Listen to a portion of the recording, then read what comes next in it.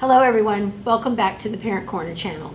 Today we have a little longer video than we normally have. We filmed a live webinar with a lot of our parents here from the center called Why Can Parenting Be So Challenging? We found out that parents are really struggling and don't understand what some of the hidden factors are that are interfering with their ability to parent in a way that fosters connection and nurturing. There's a PowerPoint for the presentation. All you have to do is check the description, put your email there, and we'll send the link over for the presentation.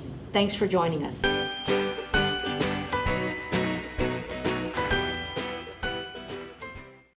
All right, so we are so happy that there are so many people interested in parenting and learning a more efficient and a much more connected way to parent. So we are going to start with our presentation. So Megan will take us to the next slide. So the first slide says something that is a very profound statement from Dr. Karen Purvis from Texas Christian University. She is one of the major people who helped us to understand how parenting needed to change. And her quote was, "It is only as we heal our own histories that we can know the path to lead our children to heal their own histories." And that in a single quote kind of sums up what we've started to realize here at the Attachment Trauma Center in our work over the years with families. We've started to understand that families need more support in a family systems approach. So that's what we're going to be talking about today. So the biggest hidden factor we have found in parenting is what was the childhood experience of the caregivers? How were they parented? And a lot of people don't really think about that. They just think, oh, well, it worked with me, my parents did it this way, and those types of things. But when we look back at parenting, really and truly, traditional parenting has been a lot of fear-based. I'm bigger than you, I brought you in the world, I can take you out of the world. I'm sure you've heard all these statements. There's a lot of fear-based, and there's also shame and humiliation. Those sorts of types of things that have happened for generations. And so we're going to kind of look at that and look at the layers of how that has impacted all of us and our children today. So the first thing we want to say is there is no guilt, no judgment, no shame, because we've all been there. We understand. I have done a tremendous amount of work and education and learning much, much more about how our parenting, when we use traditional parenting with our children, if that's what was used with us, how that can lead to judgment and guilt and shame. We're not saying our parents didn't love us or our grandparents didn't love our parents all the way back, but they didn't know what they didn't know. They were parenting the way they were parented. I personally come from a German background, and so, that is not touchy-feely. Those people are not at all. And so I had to go back and do a lot of work.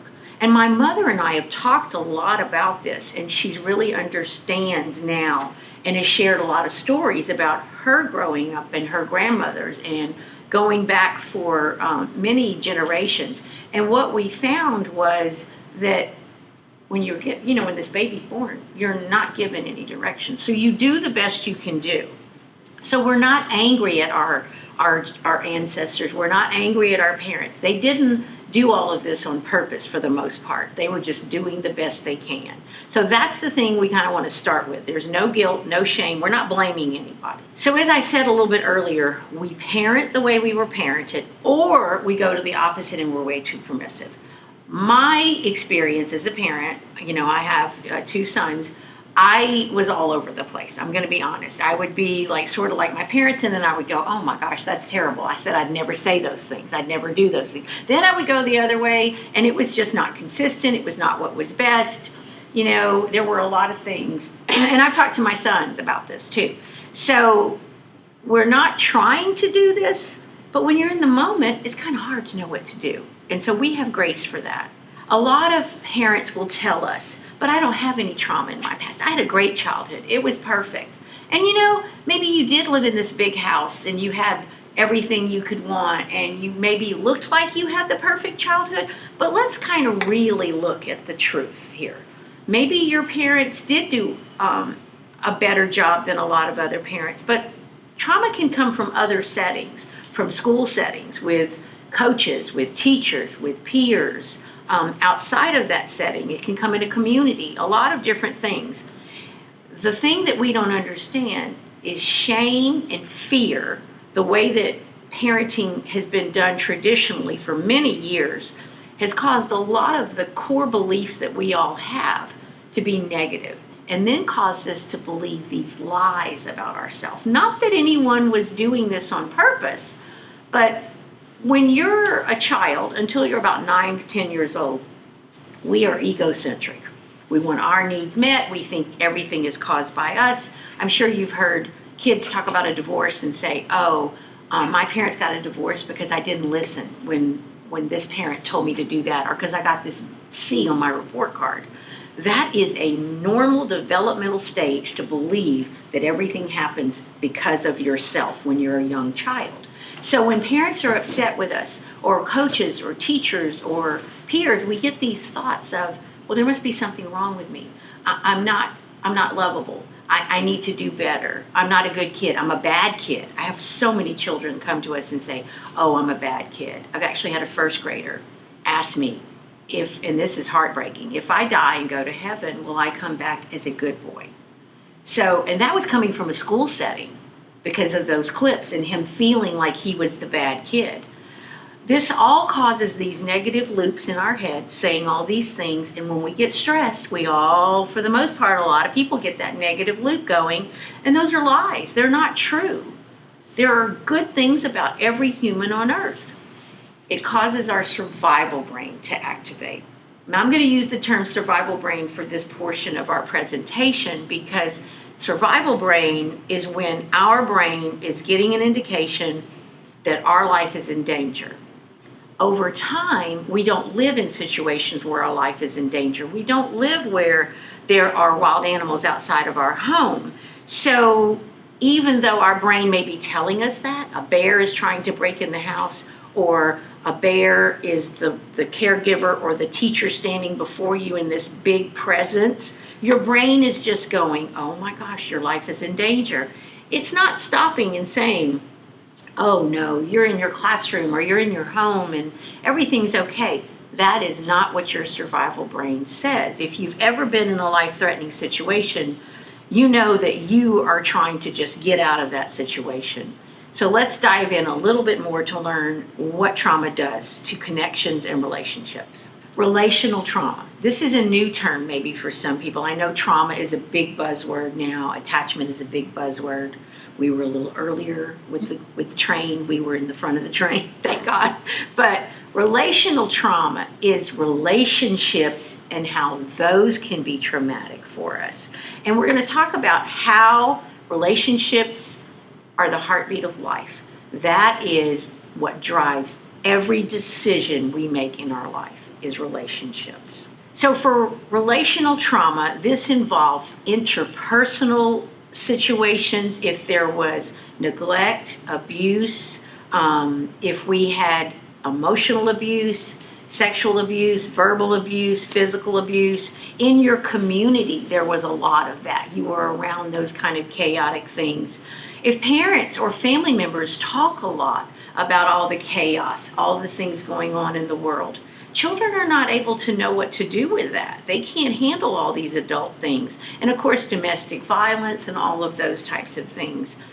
Breaks in caregivers. If a child has had a lot of caregivers over a period of time, a lot of nannies, a lot of babysitters, a lot of daycares, everything can impact the child. It depends on the child. So we'll talk a little bit about that in just a minute. So the caregiver's history is going to impact how we parent, which is going to either have some impact on relational trauma and the connection with your child. It's either going to build the trust and bring you closer together, or it is going to rupture that trust and make it not consistent and lead to some other challenges for the parent and the child and their ability to parent and to be a child who trusts what the caregivers are saying to them. I have lots of parents who will say to me, I really, really want to do better. I'm going to try harder. I'm going to wake up in that morning and they say, oh, I'm not going to get mad as easily today. And I know as a parent we love our children. We want to do what's best. But we also have a very difficult time controlling that survival brain. Because remember, that comes on because it believes our life is in danger. And we can't really stop it. And that's going to cause us to behave in ways we don't want to behave in. That's what we'll be talking about today. That also goes to how our core beliefs go in as how are we as a parent, leading to a tremendous amount of guilt, judgment, shame for ourselves. And then we've got these loops about, oh, I'm the worst parent ever. I'm ruining my child. I don't know what I'm doing. All of those kind of things. That's what we're trying to talk about today, and talking about taking away that guilt and shame as a parent also. So here's another description of trauma when it's talking about what happens. It's an experience. Millions of children across the world every single day are exposed to traumatic experience, and they can be chronic, long-term. They can be living in a situation where there's war, there's abuse in their home all the time, there's neglect. All of these things are continuous and they go on and on. It can also be a brief time where there's a natural disaster. Hurricane Harvey is one that we think about here in our area, and we saw a lot of children after that, and we still have children who will come to us who are struggling with hearing rain and hearing about a hurricane or hearing thunder or lightning. So those all of those can have an impact. I know that 9/11, it was 20 years ago, but that had an impact on many people for decades and continues to also impact people today. So trauma can be these types of things, and we can have relational trauma, but they all impact relationships. These are things that a lot of people are not aware that trauma includes. They don't understand if a mother is stressed when she is pregnant, whether it's because she was an anxious person before the pregnancy, whether she has medical conditions that are making her worry about having a healthy baby, if she's on bed rest, if she was an infertility patient, had miscarriages before. All types of things can impact the stress of the mother. And what we know is that adrenaline and cortisol goes through the placenta to the baby.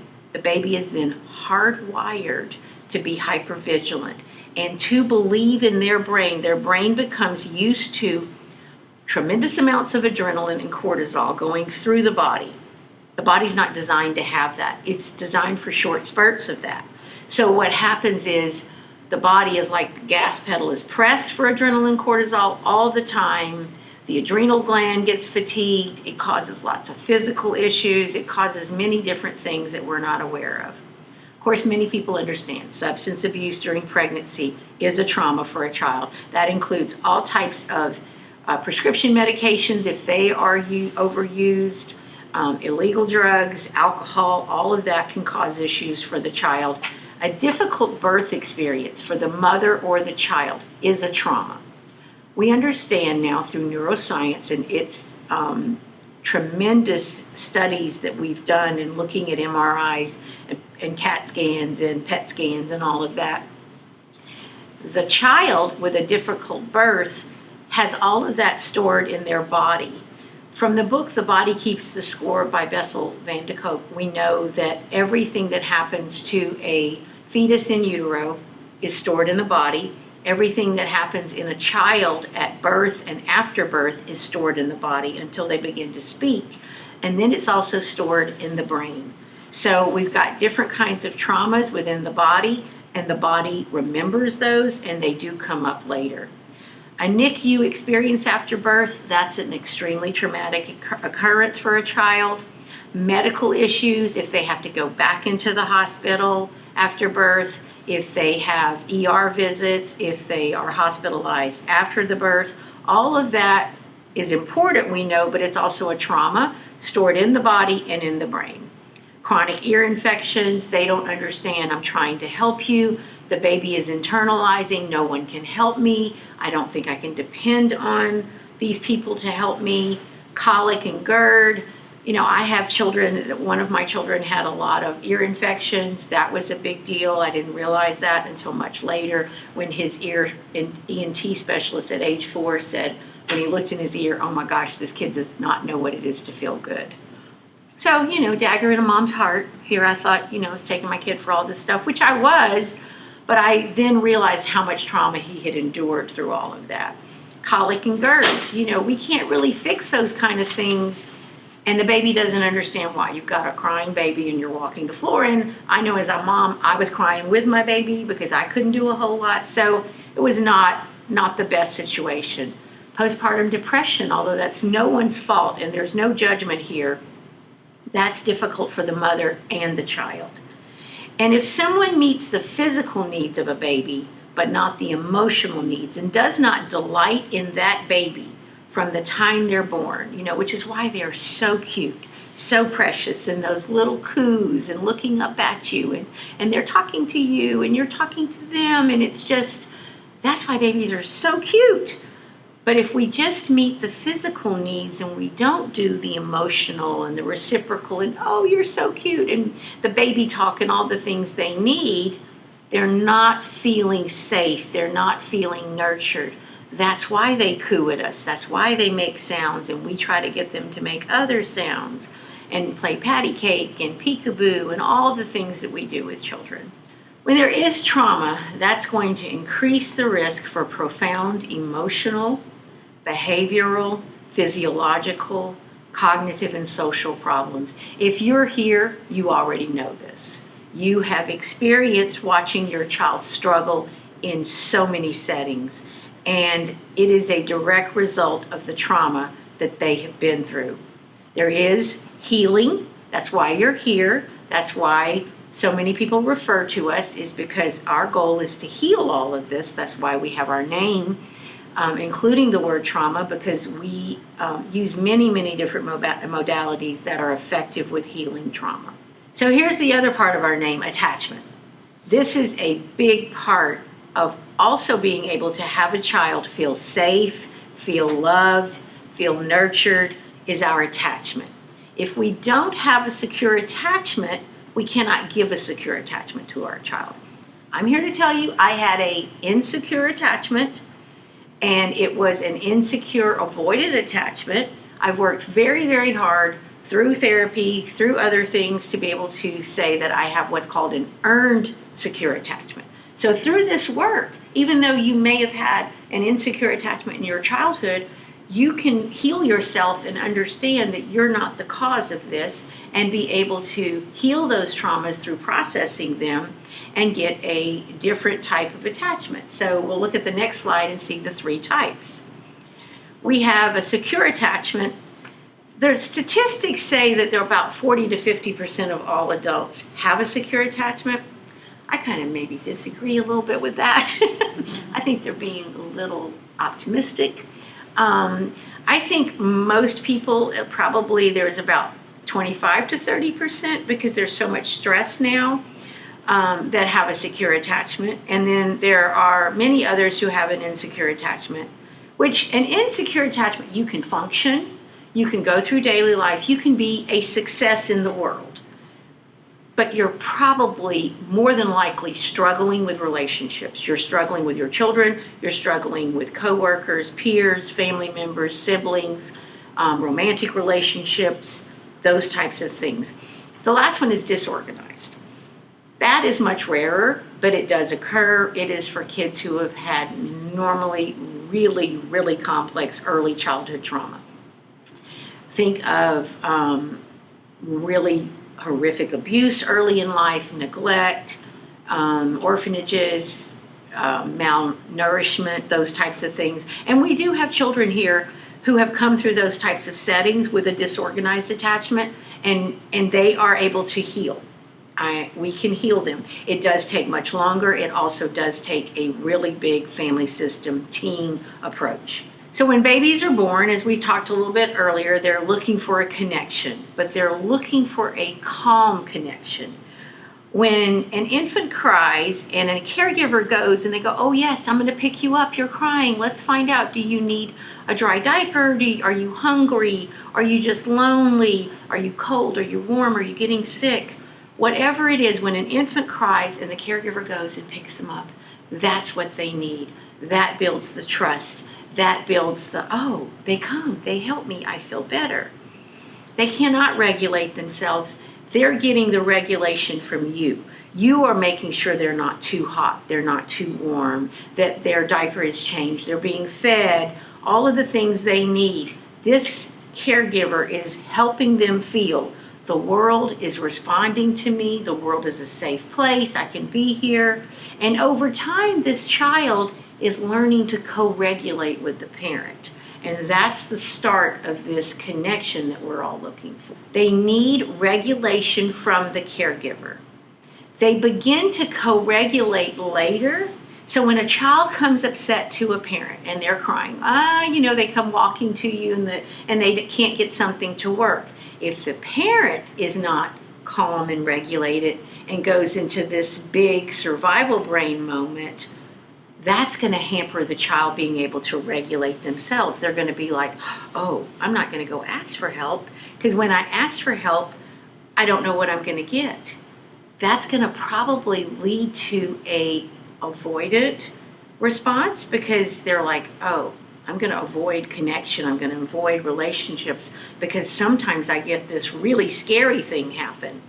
But with co-regulation, the child develops self-regulation over time. Without that co-regulation, it takes much longer to develop the self-regulation, and it may or may not ever happen, is the biggest thing that's really scary about that. So when we have trauma memories, it's going to equal dysregulation. When a memory of trauma is awakened, the survival brain flips on. This can happen for the parent and the child at the same time, and we're going to talk a little bit more about that in just a moment. But this is when things really become stressful for everybody involved. We use the term thinking brain for here with all of our families. We use the survival or feeling brain for what's going to flip on and cause things to be out of control. We teach parents and we teach children that they cannot be on at the same time. There's a very small window when they are on at the same time where you can kind of boss back the feeling brain or the survival brain and start to say, oh no, I'm okay, I can do this. But that ability to boss back that feeling brain does not come without having worked on it and processed some of these traumas. We don't have the ability to turn it off if we've not done any work on turning it off or processing the trauma. This is when it leads to fight or flight, and the child is just out of control, and it just leads to a lot of discomfort and dysregulation. So my favorite thing is to say the parents have to be the thermostat. They must keep their thermostat at a level that stays consistent and constant. But this is so difficult when you don't even realize that your traumas are also coming up. A time when you felt unsafe that this reminds your survival brain of is popping up, and we can't stop it. And so then that's going to lead to the trauma tornado. We're going to talk about the trauma tornado, and the shame and the blame and the ruptured connection and all the guilt that comes after the trauma tornado. So the trauma tornado is a experience that our mentors at the Attachment and Trauma Institute of Nebraska have been using for years, and we have adopted it. When everybody in the house enters that trauma tornado, that F5, because the child is in their survival brain, the parent is in their survival brain, everybody's had a bad day, and then we got an F5, and everybody, and there's so much chaos, it's just not a good situation. We understand that the trauma from the child has caused a tremendous amount of chaos in their brain and their body. They don't feel safe 99% of the time. They don't feel nurtured. They don't feel comfortable. So there are two types of safety. There is physical safety. We're in a building. We're not going to be rained on. We're not outside. There are no wild animals in here. And then there's felt safety. This is when someone believes that the people around them are safe. They don't have to be hypervigilant. They don't have to be constantly looking around everywhere for signs of danger. But a child who's come from a very complex traumatic background is going to have a very hard time to do that. Their inside world is just as chaotic as what you're seeing when their feeling brain or their survival brain is on. Those behaviors tell you how chaotic it is inside of their brain and their body. This response began at whenever the trauma started. Was it in utero? Was it at a difficult birth? Was it with all these medical interventions? Was it because I had, a chaotic early childhood because my caregivers came and went, or my orphanage was this way, or whatever happened to them? But when they're in that tornado, it does not matter who's standing in front of them, because guess what? They don't see you. They don't see your face. They don't hear you. They don't know any of the things you're saying. When you're standing there and you're going, oh, you're just manipulating me. You're doing this, you're doing that. You need to stop. Or you're giving your lecture, and I did it. I did it too. I would talk. They would talk. We would all get louder. It was not good. But no one's hearing anybody. It's a waste of time and a waste of breath because you're both just escalating more and more and more until something's got to give.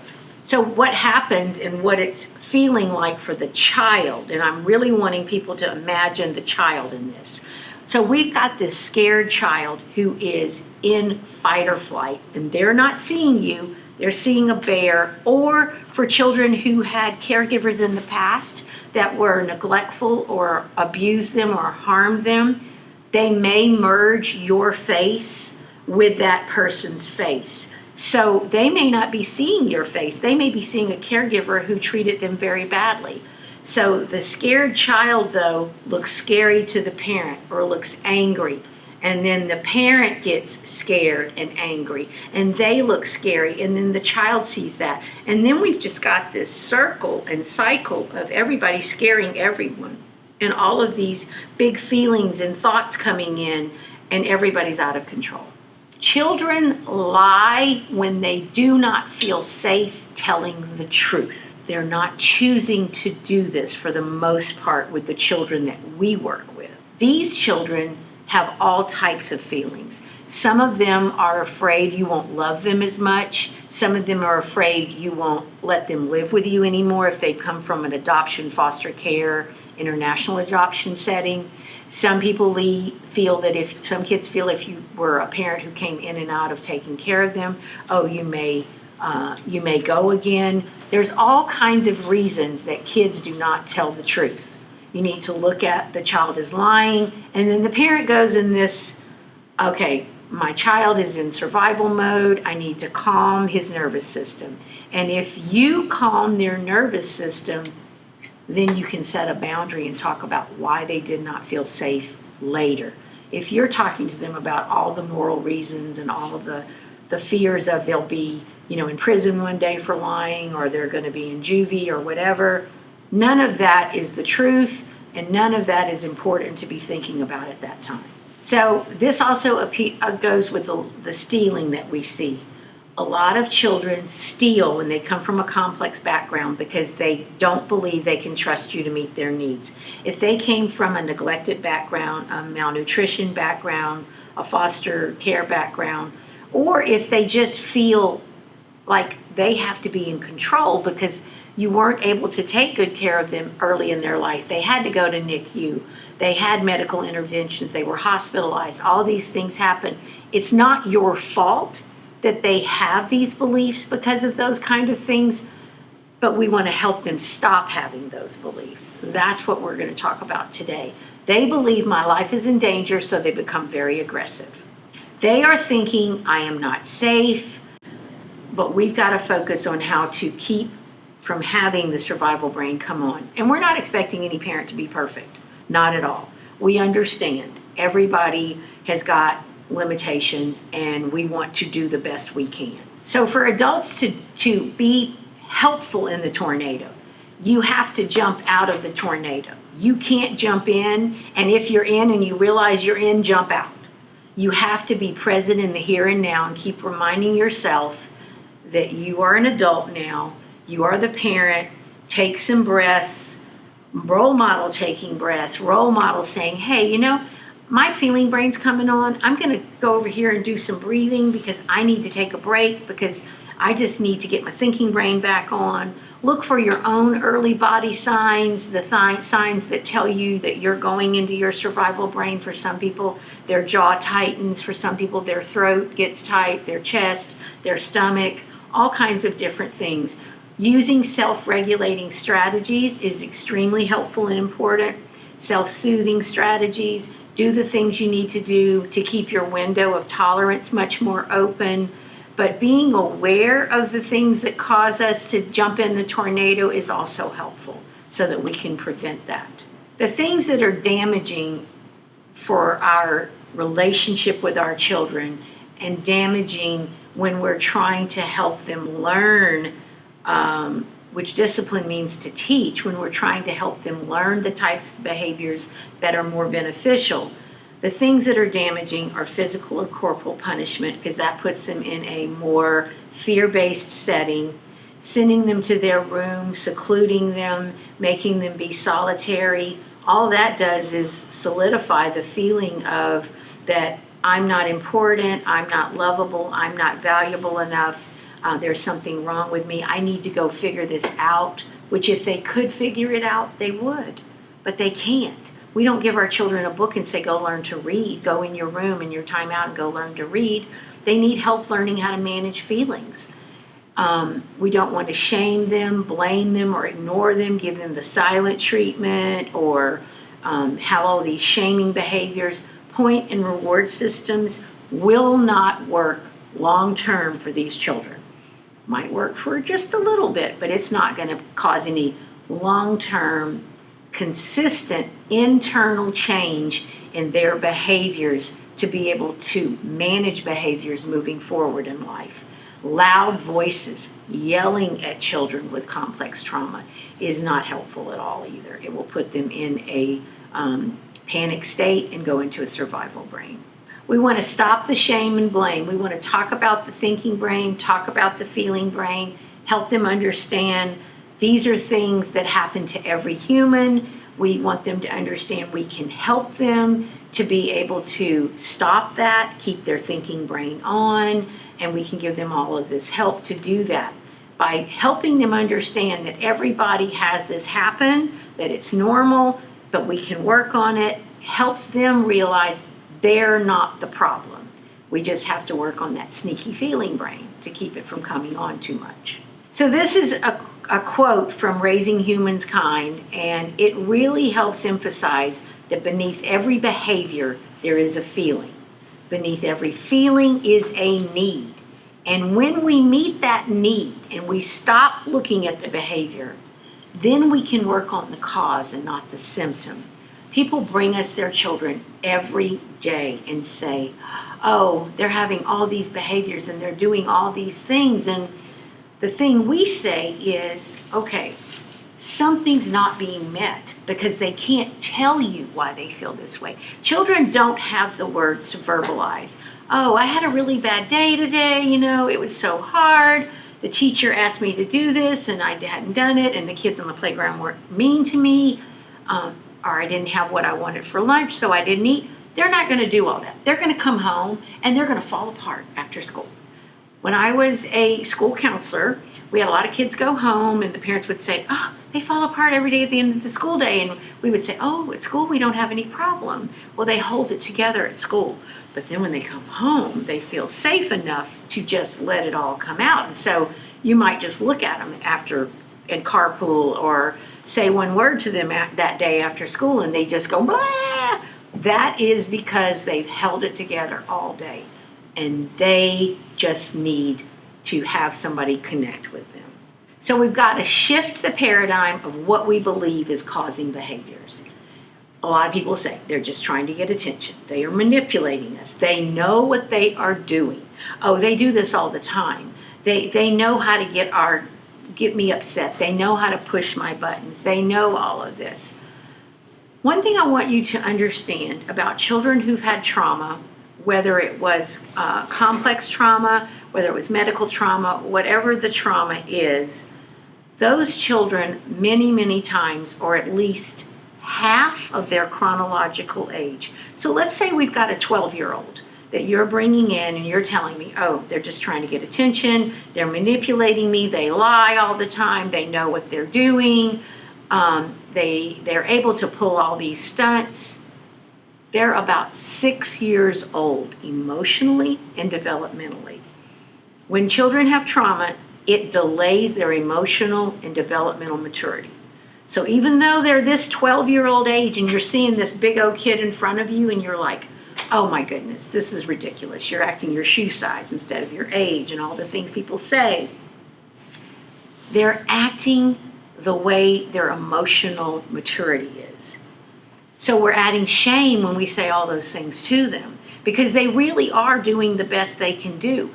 I remind parents of this all the time. They're doing the best they can do. This is probably why they don't get along that well with their peers, or they get along better with younger kids, or maybe they get along better with adults or older kids. But they're going to probably struggle with their peers because they're emotionally not where they need to be. Those are things we need to stop playing whack-a-mole with all the symptoms. They do all this, they do all this. Why? Let's figure out the why. If we get to the cause of the behavior and we heal that and we process that, guess what? Symptoms are going to disappear. The behaviors are going to disappear. That's going to go away. When our children are communicating, when they're struggling and they're not getting along with other kids, they want us to help them. I don't know how to cope with my sibling. If they're fighting with their sibling, help them figure it out. If they're scared, help them figure it out. When you tell me yell at me, I'm afraid you don't love me anymore. I have had hundreds of kids tell me, when my parents yell at me, I feel like they don't love me anymore. When you're busy all the time, I feel like I disappear.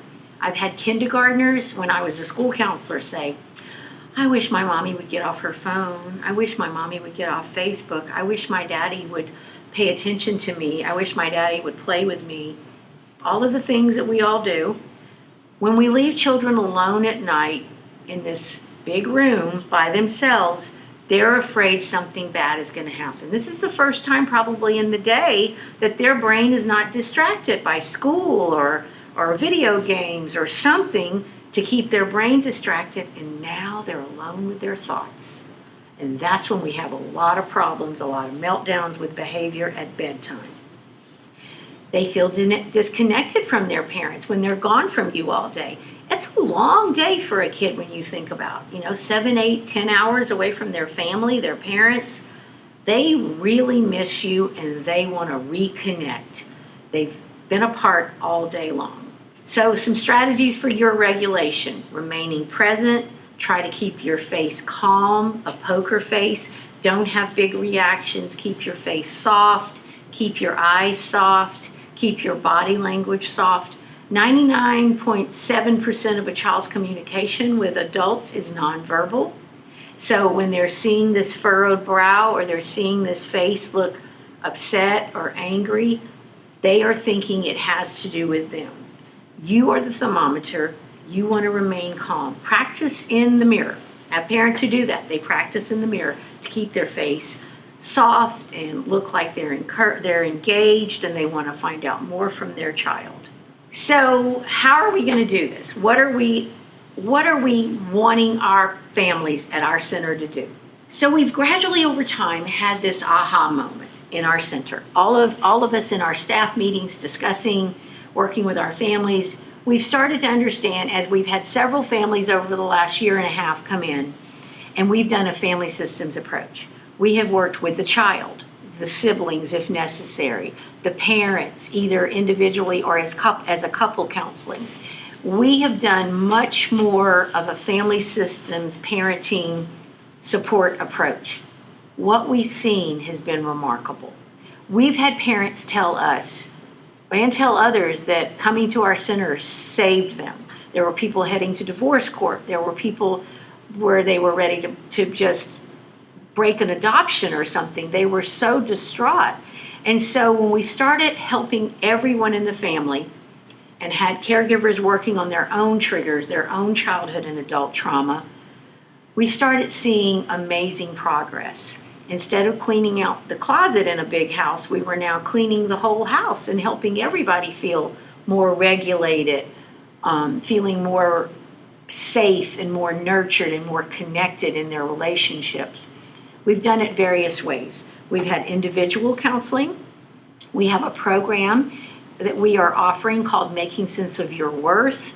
It's a group program that lasts 8 weeks. We are currently running one right now that's virtual. We've done them both. We're going to be offering in about 10 days another group of Making Sense of Your Worth, possibly 2. We are going to vote on whether it will be in person or virtual, and we want to find out how many people are interested in this. This group, Making Sense of Your Worth, is required to be in our parenting groups, and I'm going to tell you why. This group is amazing. I've done this group twice myself. I did it virtually online because I had heard about how good it was, and we wanted to offer it at our center.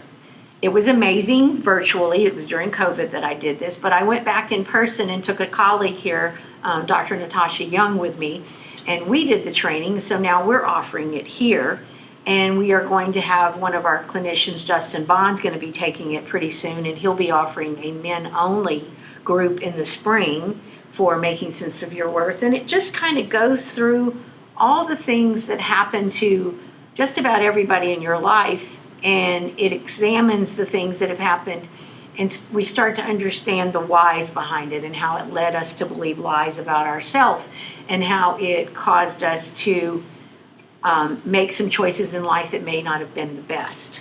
And it also will help us to understand why our child is where they are. Then in the spring, we're going to be offering a lot of parenting groups. We're going to be doing Parenting with Hope, and I'm thinking that we're going to probably offer at least twice a week. That will be a 10-week-long program. We will be discussing how to parent, and we will be doing lots of role-playing in the group. That's why it's going to be 10 weeks long. Part of each week will just be role-playing and using the strategies and using the scripts from trust-based relational intervention, Dr. Purvis's and Dr. David Cross's program from Texas Christian University. I am a TBRI practitioner, and we will be working on that, and then in the fall we will go to phase 2 of our parenting, which will be even more in-depth with even more strategies and more role play. So we've started to understand we've got to help our parents more, help our kids and our parents connect better, help them have the consistent, constant relationship parenting they need, making it simple with short scripts to use, with things to say no matter what's happening with your child, so you don't have to invent something every single time you're working with your child. That's the plan for us moving forward. That's why we're requiring this of all new families, and we are strongly urging families to do Making Sense of Your Worth and the parenting groups. If you want to see real change in your family, this is the way to do it. We've got the proof with the families that we've worked with, and the fact that we have noticed that our children are not improving at the rate that we know they can improve. So this is a quote from someone I really like, L.R. Nost, and she also has the one that has to do with behavior that we saw a little while ago. Discipline is helping a child solve a problem. Punishment is making a child suffer for having a problem. To raise problem solvers, focus on solutions, not retribution.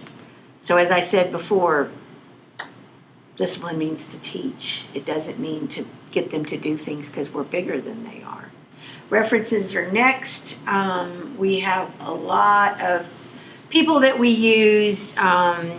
L.R. Nost, Love and Logic is a little bit of it. Pat Ogden, Stephen Porges, Dan Siegel, Deb Wesselman, Kathy Schweitzer, and Stephanie Armstrong, Dr. Bruce Perry, Dr. Bessel Vandekoek, Dr. Karen Purvis, Dr. David Cross. All of these people have given us all of the information that we've presented to you today. That's who we've learned from. So Megan, my co-host, is going to get some questions if anybody wrote anything down. When will you begin the TBRI group? So we'll begin the parenting group in January. We'll do Parenting with Hope, which is sort of the first part of TBRI. TBRI itself is a whole other second training. Parenting with Hope was designed for doing the first part and kind of breaking TBRI down a little bit more manageable to do this. Is insurance accepted? Yes, we do accept insurance. We can talk about that as we get closer to it. We will have some availability for that. Okay, 11-year-old hitting 6-year-old. Well, the thing about that is they're in the trauma tornado. You want to stay calm. You want to separate them. You want to protect the 6-year-old first. Protect any sibling that's involved in an argument or a fight with a child. Protect the sibling that's being attacked. Then you would probably just kind of So we have a recommendation on our YouTube channel, the Parenting Corner channel, where we do time in versus time out. And we can send that link too for the Parenting Corner channel, where I just did a video on that. And it gives more detailed information on how to set up an area for your children to be in before you're trying to navigate a fight with them. That probably is the best thing to offer, because that's going to take a little bit to explain. But the main thing is, do not enter their tornado.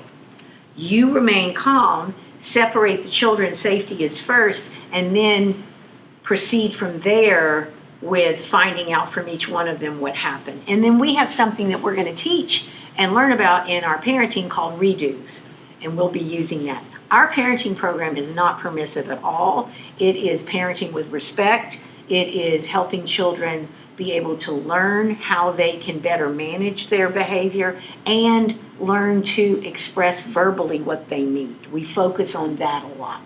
Stopping and staying calm and helping them tell you what they need using words. So that's a big part of it. Is there a place? I'm sorry. Okay. Is there a place we can rewatch this recording? It will be at parentcornerchannel.com soon. Okay, it will be at parentcornerchannel.com. I didn't know that. We'll also have it in our office for parents to watch it there in the office too, on a recording, So Can you go through what the recommendations are? So there's essentially 2 different programs that you're recommending? we're recommending Making Sense of Your Worth, which is the program we will be having the sign up for starting Monday. And that's going to start in about 10 days. That's the one where it's just the parent. And we're not talking about as much about parenting, although it always comes in, because it always does. That's going to be 8 weeks, and it will be this fall. Okay. And then in January, the parenting will start. And that will be Parenting with Hope. You can start to sign up for that now if you'd like. And it will be 10 weeks. Then in the fall of 2022, we will be doing TBRI, or part 2 of the parenting. And that will be even more in depth. And that will also be another 10-week program that we'll do once a week. But in order to be in the parenting, I'm requiring that you do Making Sense of Your Worth. A lot of reasons for that, but trust me, it's important. So for the Making Sense of Your Worth, we're going to come up with a plan.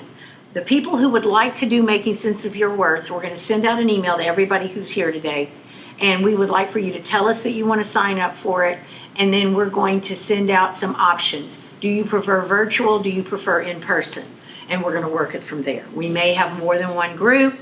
We may have one virtual, one in person. As long as we have 4 people in each group, that's enough. So if we have to do 2 or 3 groups, we'll do it. And we're just wanting to see what the participation rate's going to be. We're going to try to make it doable for everybody. That's what a couple of the questions was addressing, was times, what days are we doing it? Are the sessions in the evening was another question. Yes, I'm going to try to have some in the evening. I'm going to try to do 1 group in the evening. I'm going to try to do maybe 1 group during the day. I'm going to try to do maybe even a 3rd one virtually or in person. It's all going to be off demand. We're looking on demand. I need people to tell me, is Saturday morning best for you? Is evening best for you? If it's evening, I'd like for you to give me a couple of days that's best for you. Is during the day best for you? Is morning or afternoon better? We're going to put that together in a little email that we'll be sending out. We want to make it friendly for people to do it who are trying to, who work. We understand that there's a lot of demands on everybody's time. So I'm willing to kind of expand my hours, change it up a little bit, do things a little differently. We are sort of moving to where we are going to absolutely require all of this in the future for our families. Just because we know that the outcome will be much more time efficient, the results will be much more impressive for you and your family, and you will feel so much better, and it just works better. We don't want to work harder, we want to work smarter, and we want you to do the same thing. But if we don't give the parent support, we are finding out that it's hard to make a real long-term change for our families. They do well for a while, but once they kind of get away from us, we have them come back. And it's okay if it's a bump in the road, but now they're kind of coming back because it's getting harder, stressful. Pandemics caused a lot of things. So we're hoping we can give some long-term help. While we were taking the classes, will you work with our child also? Yes, we are going to work on getting the child in therapy. So we want the child in therapy while we're doing this. If you are also in therapy already at our center, because some of our parents are, if you want to take a planned pause for your own individual therapy, that would be fine. If you want to start your own individual therapy, that is fine. We'll find a therapist for you. We've increased our number of clinicians a great deal to try to help with that. There's all kinds of ways to do this. We are not going to require you be in individual therapy while we're doing this.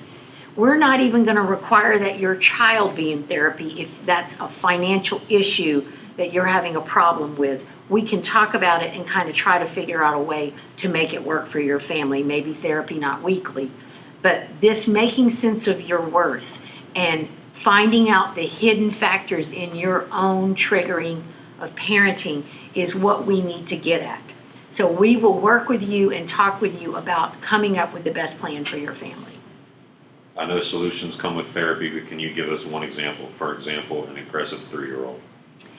An aggressive 3-year-old. My question is why? Why is the 3-year-old so aggressive? What's the behavior telling me?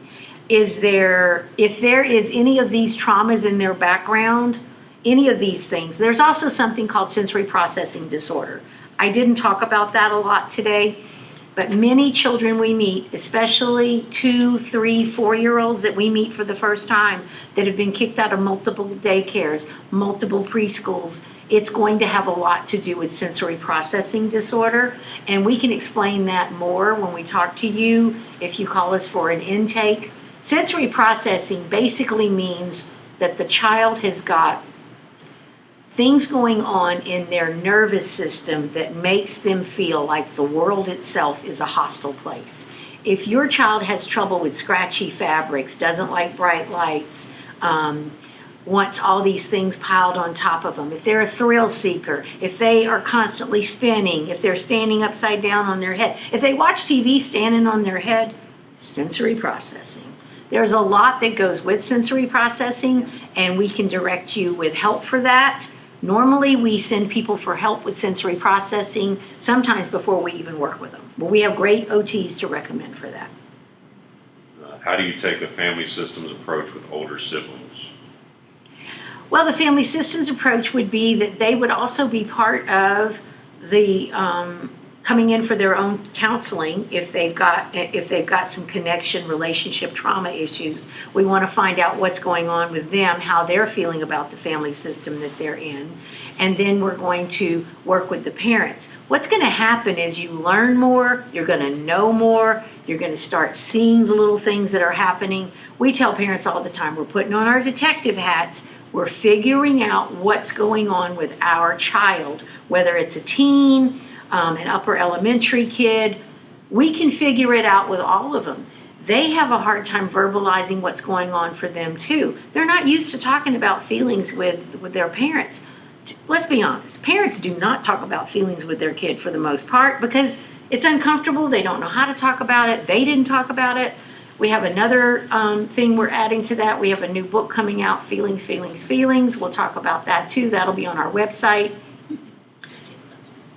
So we're going to try to work on doing all of that and providing lots of different things. Older, they start to see the parents parenting in a different way. We've seen it happen. There's one more question about therapists or clients joining the group, but I think it's probably a question that you'll handle. Okay. Yeah, if we need to handle questions off, I think it's just a little specific, so. okay, if it's specific and going to break confidentiality, we'll look at it later and answer it. We're trying to protect everyone's confidentiality today. That's why we're not filming the party.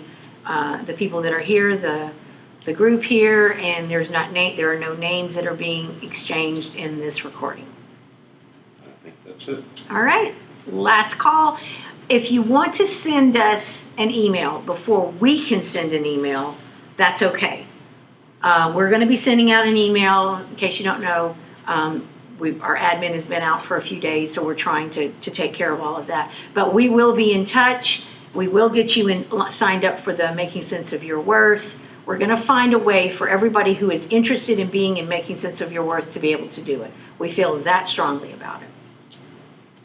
Okay, all right. Thanks for coming today. We appreciate it. We look forward to meeting your family if you're not yet a part of our Attachment and Trauma Center. Just keep on the lookout for videos on the Parenting Corner channel on YouTube. Subscribe and you'll get to see a lot more videos. Thank you. Bye. Thanks for joining us.